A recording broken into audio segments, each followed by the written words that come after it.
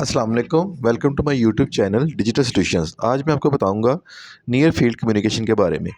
ये near field communication क्या है? जिस तरह आपके मोबाइल्स में ब्लूटूथ है, इसी तरह की एक और टेक्नोलॉजी है जिसको आप कहते हैं एनएफसी। ये करती क्या है?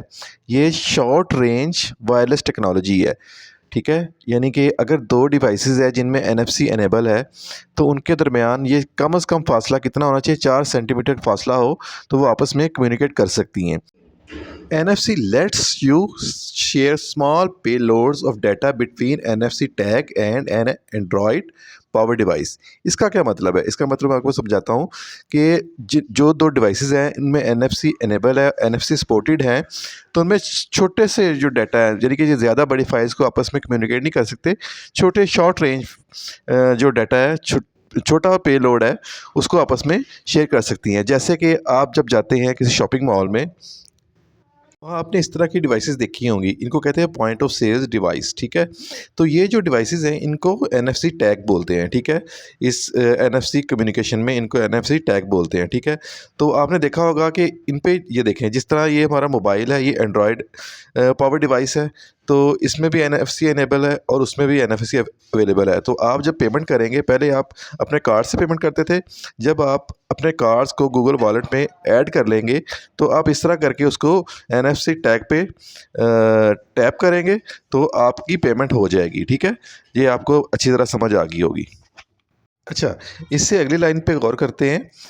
And N Android power device, ठीक हो गया। इसके बाद है और between two Android power devices. इसका क्या मतलब है? इसका मतलब ये है कि अगर दो मोबाइल्स हैं, एंड्रॉयड मोबाइल्स हैं, उनमें एनएफसी जो है वो एनेबल है, तो आपस में भी छोटी छोटी फाइल्स को ट्रांसफ़र कर सकते हैं। जिस तरह आपको मैं मोबाइल स्क्रीन पे दिखा रहा हूँ, ये दो मोबाइल्स हैं जो आपस में दोनों में एनएफसी एनेबल है और वो आपस में छोटी फाइल्स, लेकिन इनका फासला कितना होना चाहिए? इनका फासला बहुत शॉर्ट्स 4 सेंटीमीटर या उससे कम होना चाहिए, तभी ये आपस में कम्युनिकेट कर सकते हैं, फाइल्स को शेयर कर सकते हैं। और डाटा भी छोटा होना चाहिए। डाटा ये जिस तरह के ब्लूटूथ, ये ब्लूटूथ की तरह ही काम करती है, लेकिन ब्लूटूथ में ज़रा रेंज उसकी ज़्यादा है। ठीक है, फासला भी ज़्यादा हो सकता है, तो वो आपस में शेयर कर लेते हैं, लेकिन इसमें फासला भी कम है, 4 सेंटीमीटर, और डाटा भी शॉर्ट होना चाहिए, ज़्यादा बड़ा डाटा नहीं होना चाहिए। इसके अलावा जो टैग्स हैं वो ये जो देखें, ये लॉक है। ठीक है, जो फॉरेन कंट्रीज़ है, पाकिस्तान में तो नहीं अभी, फॉरेन कंट्रीज़ है, उनमें लॉक भी as a NFC tag available है।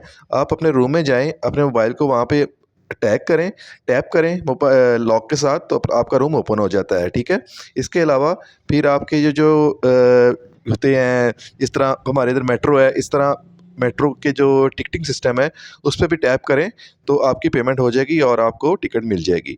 ठीक है, तो ये इस तरह करके है। जब से पाकिस्तान में गूगल वॉलेट आया है 13 मार्च से, तो काफ़ी मुझे क्वेश्चन पूछे जा रहे थे ये किस तरह वर्क करती है। तो पहले क्या करेंगे, आप गूगल वॉलेट को अपने मोबाइल में डाउनलोड करेंगे। ठीक है, प्ले स्टोर से। उसके बाद आप अपने कार्ड्स जो हैं, डेबिट कार्ड्स या जो भी ट्रांजेक्शन कार्ड्स हैं, वो उस पे ऐड करेंगे। वो मैंने वीडियो ऑलरेडी बना के अपने चैनल पे रखी हुई है, आप वो भी देख सकते हैं। तो आप फिर उसके इसको कर वर्क कर सकते हैं, इस पे आप इस ट्रांज़ैक्शन कर सकते हैं। दुआ में याद रखिएगा और मेरे चैनल को लाइक और सब्सक्राइब कीजिएगा। अल्लाह हाफ़िज़।